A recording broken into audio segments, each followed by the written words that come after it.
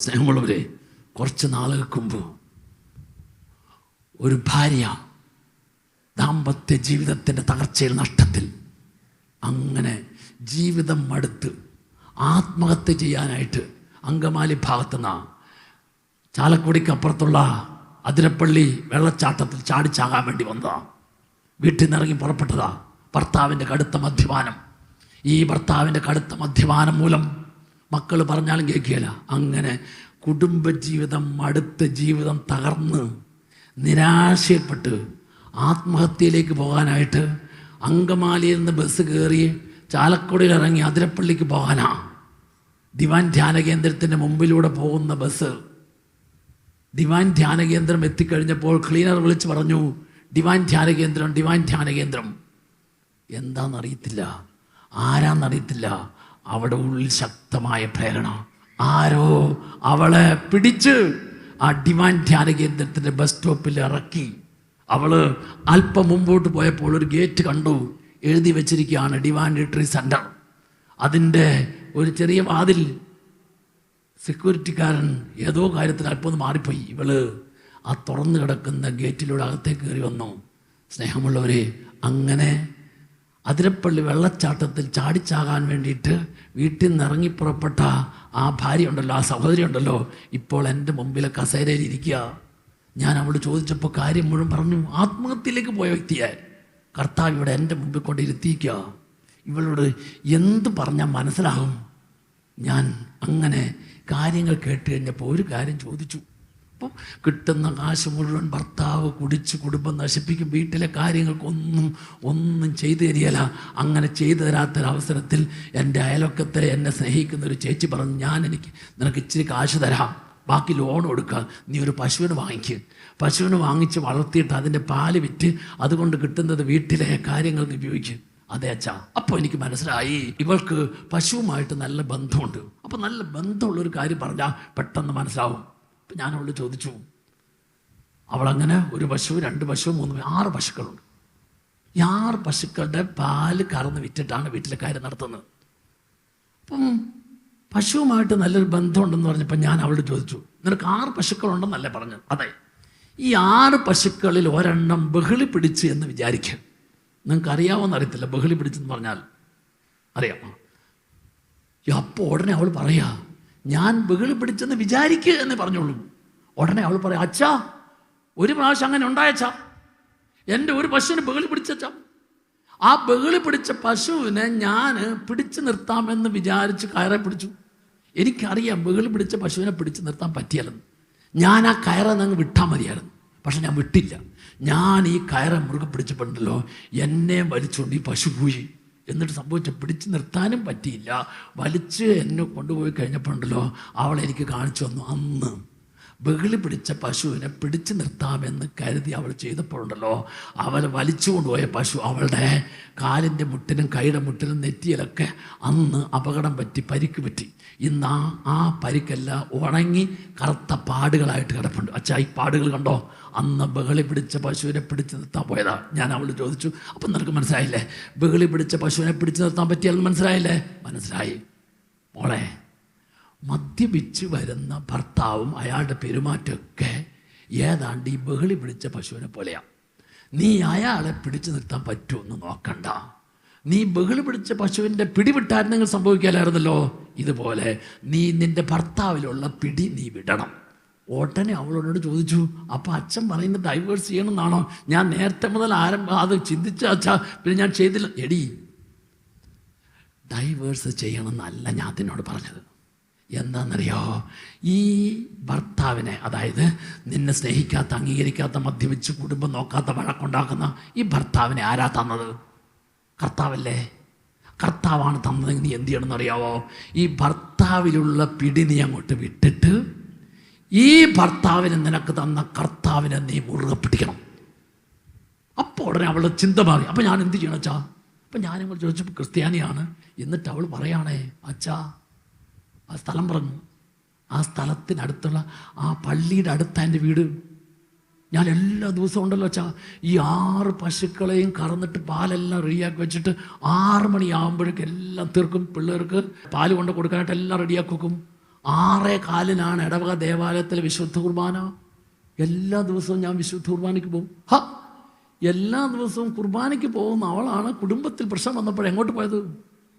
ആത്മഹത്യയിലേക്ക് പോയത്. എടി മോളെ, നീ അതാണോ ചെയ്യേണ്ടത്? ഞാൻ നിനക്ക് പറഞ്ഞുതരാം. നീ ആത്മഹത്യയിലേക്കല്ല പോകേണ്ടത്. നീ എന്ത് ചെയ്യണമെന്നറിയാവോ?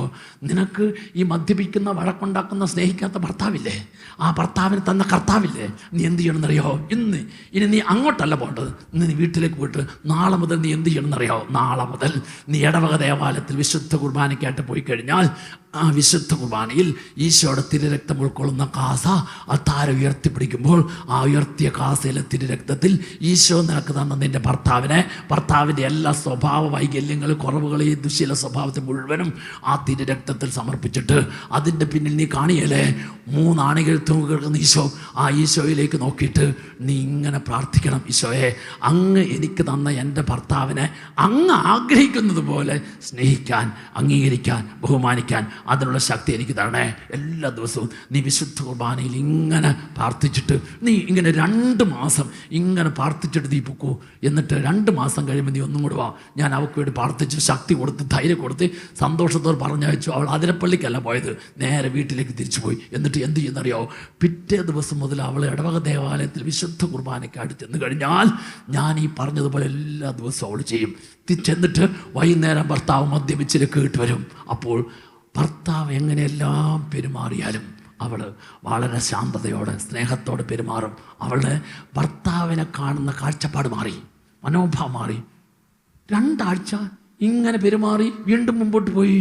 അപ്പോഴുണ്ടല്ലോ ഈ ഭർത്താവ് ഇങ്ങനെ ചിന്തിക്കാൻ തുടങ്ങി: ഞാൻ എങ്ങനെയെല്ലാം കുറ്റപ്പെടുത്തിയിട്ടും കളിയാക്കിയിട്ടും വഴക്ക് പറഞ്ഞിട്ടും ദ്രോഹിച്ചിട്ടും എൻ്റെ ഭാര്യ എന്നെ എന്തോരം സ്നേഹിക്കണേ.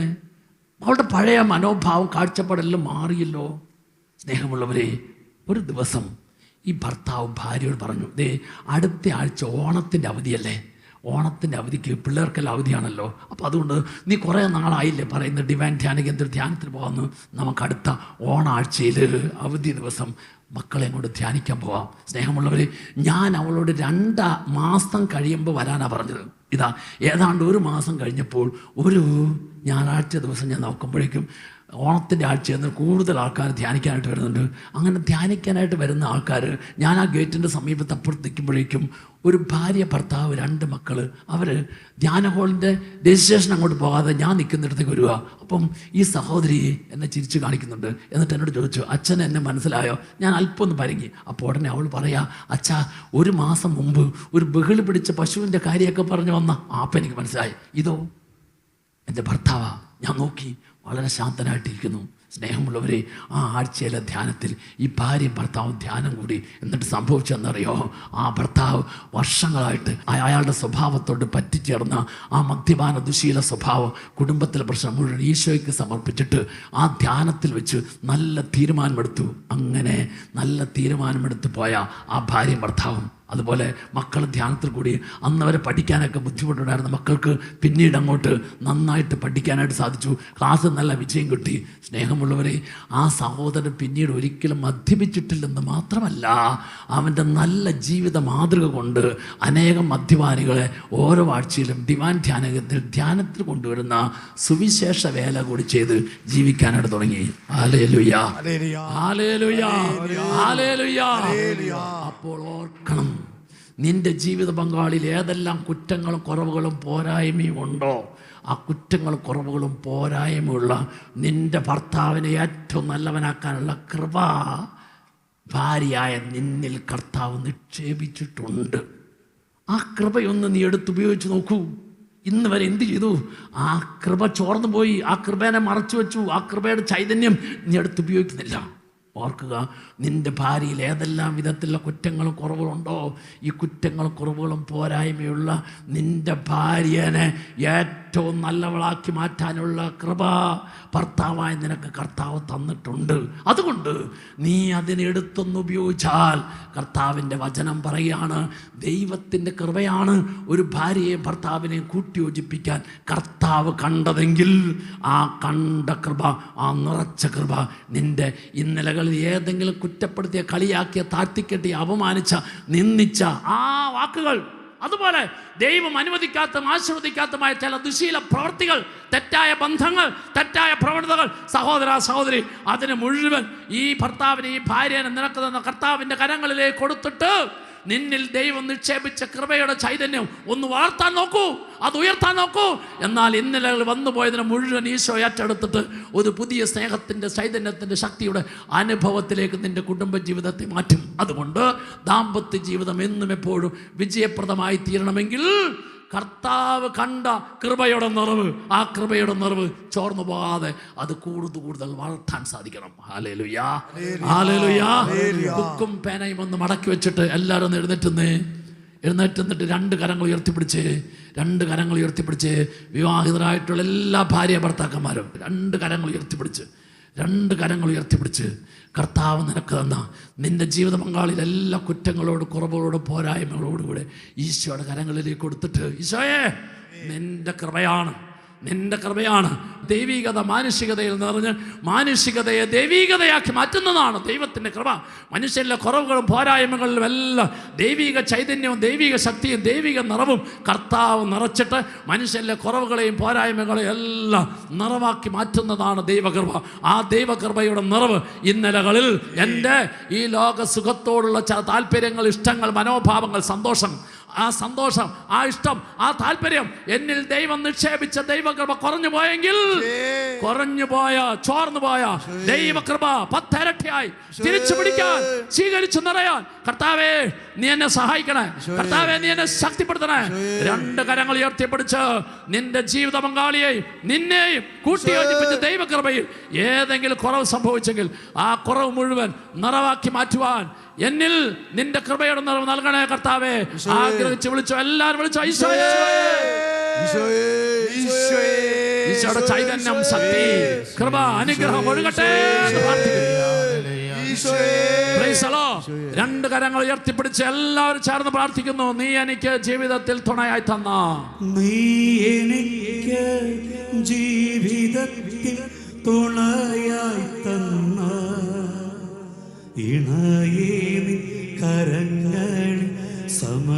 നിന്റെ ജീവിത പങ്കാളി എല്ലാ കുറ്റങ്ങളും, കുറവുകളും, പോരായ്മയോടും കൂടെ ഈശോയുടെ കരങ്ങളിലേക്ക് സമർപ്പിച്ച്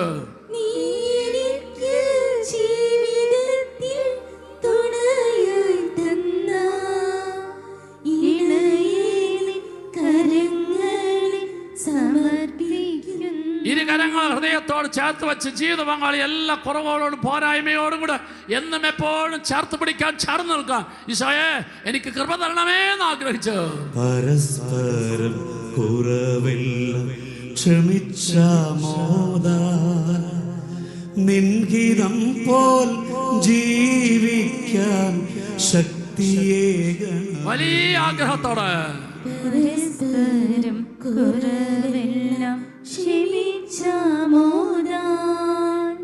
നിൻഹിതം പോൽ ജീവിക്കാൻ ശക്തിയേകണമേ. രണ്ട് കരങ്ങൾ നന്നായി ഉയർത്തിപ്പിടിച്ച് നല്ല ശബ്ദത്തിൽ 3 ഹല്ലേലൂയ പറഞ്ഞു. ഹല്ലേലൂയ.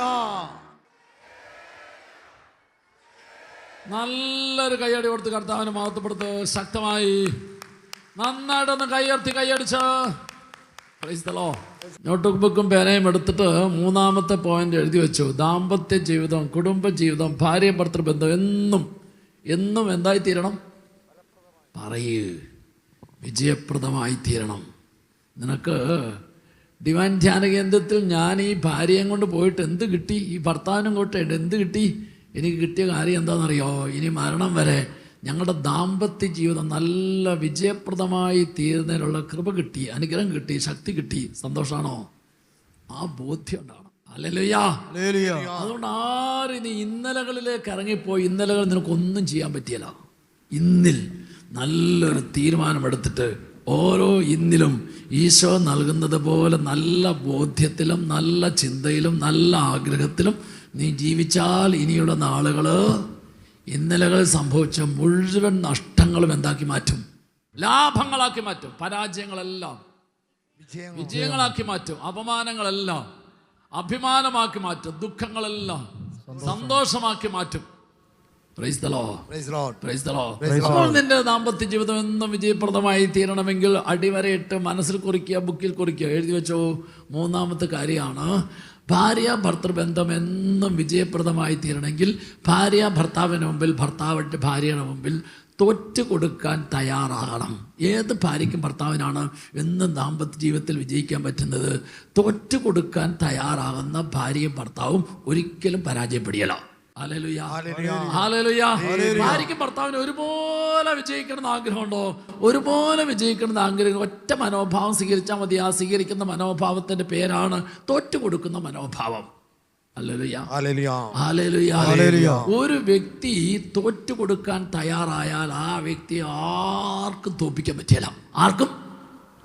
ഞാൻ തോറ്റു കൊടുക്കുന്ന മനോഭാവം സ്വീകരിച്ചാൽ എന്നെ ആർക്കും തോൽപ്പിക്കാൻ പറ്റിയല്ല. ആ മനോഭാവമാണ് ഈശോ സ്വീകരിച്ച്. ഇന്ന് അടുത്ത ലൈനിൽ ഇങ്ങനെ എഴുതിച്ചു, നമ്മുടെ ദൈവം തോൽക്കുന്ന ദൈവമല്ല, തോൽപ്പിക്കുന്ന ദൈവമല്ല. അടുത്തത് പറയാവോ? തോറ്റ് തരുന്ന ദൈവമാണ്. Price the Lord. നമ്മുടെ ദൈവം തോൽക്കുന്ന ദൈവമല്ല, തോൽപ്പിക്കുന്ന ദൈവമല്ല. അടുത്ത് പറ, തോറ്റ് തരുന്ന ദൈവമാണ്. അപ്പം ഞാനും നിങ്ങളും വിശ്വസിക്കുന്ന ദൈവം, വിളിക്കുന്ന ദൈവം, പ്രാർത്ഥിക്കുന്ന ദൈവം, ആ ദൈവത്തിന്റെ മനോഭാവമാണ് തോറ്റു കൊടുക്കുന്ന മനോഭാവം. Hallelujah, hallelujah. അപ്പൊ നിനക്ക് ഈ ലോകത്തിൽ ഏത് വ്യക്തിയെയും തോൽപ്പിക്കണമെന്നുണ്ടോ?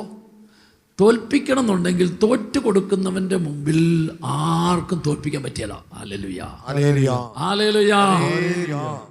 2021 ടോക്കിയോ ഒളിമ്പിക്സിൽ ഹൈജമ്പ് മത്സരം. ഈ ഹൈജമ്പ് മത്സരത്തിൽ 2 പേര് വന്ന് നിൽക്കുകയാണ്. ആർക്കാണ് ഒന്നാം സ്ഥാനം? ആർക്ക് ഗോൾഡ് മെഡൽ കിട്ടും അറിയാതെ 2 പേര് ഒന്നിച്ച് വന്ന് നിൽക്കുകയാണ്. അവർ 2 പേര് ഹൈ ജമ്പിൽ ചാടിയ പൊക്കം 2.37. 2.37 പൊക്കത്തിൽ 2 പേര് ഒരേപോലെ ചാടി നിൽക്കുകയാണ്. ആ വ്യക്തിയുടെ പേരാണ് ഇറ്റലിക്കാരൻ തമ്പേരിയും ഖത്തർകാരൻ ബർഷിമും. നിങ്ങൾക്ക് യൂട്യൂബിലൊക്കെ അടിച്ച് നോക്കിയാൽ അറിയാം.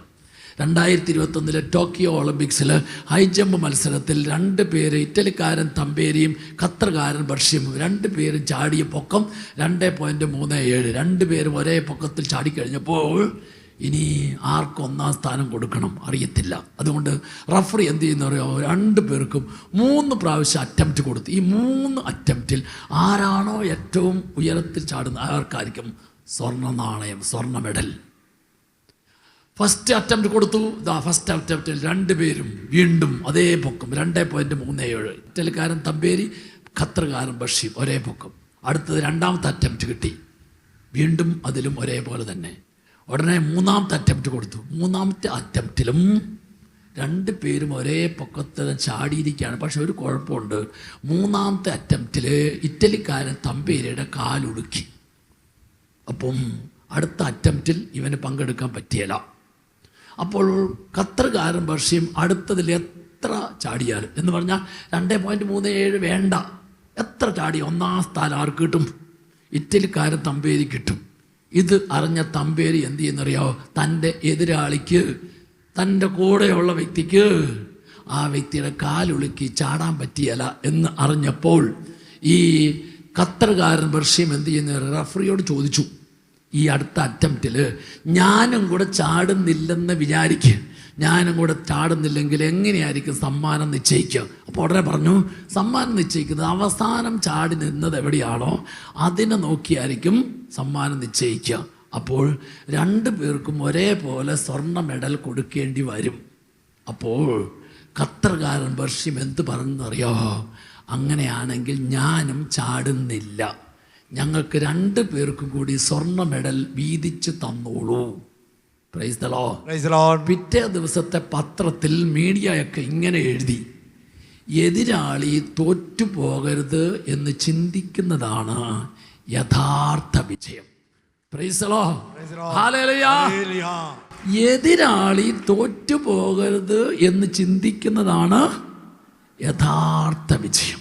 അപ്പോൾ ഒരു ഭാര്യയും ഭർത്താവും കുടുംബ ജീവിതത്തിൻ്റെ എല്ലാ നിമിഷവും എന്ത് ചെയ്യണമെന്നറിയാമോ? ഞാനിങ്ങനെ പറഞ്ഞ് ഒതുക്കി അവളെ തോൽപ്പിക്കുന്നതല്ല, അയാളെ തോൽപ്പിക്കുന്നതല്ല, ഞാനിങ്ങനെ സഹകരിക്കാതെ മറുതല പറഞ്ഞ് എതിര് പറഞ്ഞ് അങ്ങനെ ഞാൻ ഇയാളെ ഒന്ന് മര്യാദ പഠിപ്പിക്കാൻ നോക്കട്ടെ എന്ന് ചിന്തിക്കുന്ന ഭാര്യയുടെ മനോഭാവമല്ല. എന്തെല്ലാം ആയാലും ശരി ഞാൻ ഇതേ ചെയ്യുള്ളൂ, ഇതിൽ വിട്ട് ഞാൻ ഒന്നും ചെയ്യല എന്ന് ചിന്തിക്കുന്ന ഭർത്താവിൻ്റെ മനോഭാവമല്ല. മറിച്ച് ഭാര്യയും ഭർത്താവും ദാമ്പത്യ ജീവിതത്തിൽ കുടുംബ ജീവിതത്തിൽ എന്നും എപ്പോഴും ഒരേപോലെ വിജയിക്കണമെങ്കിൽ ഒരേപോലെ വിജയിക്കുന്നതിന് വേണ്ടിയിട്ട് ഭാര്യയും ഭർത്താവും സ്വീകരിക്കേണ്ട മനോഭാവത്തിൻ്റെ പേരാണ് തോറ്റുകൊടുക്കുന്ന മനോഭാവം. Price the Lord. ഈ തോറ്റുകൊടുക്കുന്ന മനോഭാവം കാണിച്ചു തന്ന വ്യക്തിയുടെ പേരാണ് യേശു ക്രിസ്തു. അവനെ ഞാനും നിങ്ങളും വിശ്വസിച്ച് വിളിക്കുന്ന പേരാണ് ദൈവം. ഹല്ലേലൂയ. നോക്ക്, കുരിശിൽ 3 ആണികളിൽ അവൻ തൂങ്ങിക്കിടക്കുമ്പോൾ ലോകത്തിന് മുമ്പിൽ അവൻ കാണിച്ചതെന്ന് പറഞ്ഞെന്താണെന്നറിയോ? ഇതാ ലോകത്തിന് മുമ്പിൽ ആ കുരിശിൽ ഈശോ ദൈവം തോറ്റു തന്നപ്പോൾ ലോകത്തിലുള്ള സകല മനുഷ്യരും വിജയിച്ചു. ഹല്ലേലൂയ. ലോകത്തിലെ സകല മനുഷ്യരെയും വിജയിപ്പിക്കുന്നതിന് വേണ്ടിയിട്ട് ദൈവം ചെയ്ത പണിയാണ് മനുഷ്യന്റെ മുമ്പിൽ തോറ്റുകൊടുക്കുക. ഹല്ലേലൂയ. ഈ തോറ്റുകൊടുത്തതിലൂടെ ഞാനും നിങ്ങളും പാപത്തിന്റെ ബന്ധനത്തിൽ നിന്നും എന്നെ പിശാച് പാപം വഴി പരാജയപ്പെടുത്തിയപ്പോൾ ആ പരാജയപ്പെടുത്തിയ എൻ്റെ പാപത്തിന്റെ കെട്ടുകളെ, പാപത്തിന്റെ ബന്ധനത്തെ ഇവൻ കുരിശ് ഏറ്റെടുത്തിട്ട് പറഞ്ഞു, ഞാൻ നിന്റെ മുമ്പിൽ തോറ്റു തന്നിരിക്കുന്നു, നീ വിജയിച്ചു. ഹല്ലേലൂയ. അപ്പോൾ പാപിയായ എന്നെ വിജയിപ്പിക്കുന്നതിന് വേണ്ടി പരിശുദ്ധനായവൻ പാപിയായ എൻ്റെ പാപത്തെ ഏറ്റെടുത്തിട്ട് എൻ്റെ മുമ്പിൽ തോറ്റു തന്നതിൻ്റെ അടയാളമാണ് കുരിശിൽ 3 ആണികൾ തൂങ്ങിക്കിടക്കുന്ന ഈശോ എന്നെ നോക്കിയിട്ട് എന്നോട് പറയുന്നത്, മകനെ മകളെ, ഞാനല്ലേ നിനക്ക് ഈ ഭർത്താവിനെ ഈ ഭാര്യനെ തന്ന്, എന്നിട്ട് നീ എന്തിന് നിൻ്റെ ഈ മനോഭാവത്തിൽ കടുംപിടുത്തം പിടിക്കുന്നു? നീ ഒന്ന് എന്നെപ്പോലെ ആ പിടിയൊന്ന് വിട്ടിട്ട് ഒന്ന് തോറ്റുകൊടുക്കാൻ തയ്യാറാവൂ. തോറ്റുകൊടുക്കാൻ തയ്യാറായാൽ 2 പേർക്കും ഒരേപോലെ വിജയിക്കാൻ പറ്റും. ഹല്ലേലൂയ.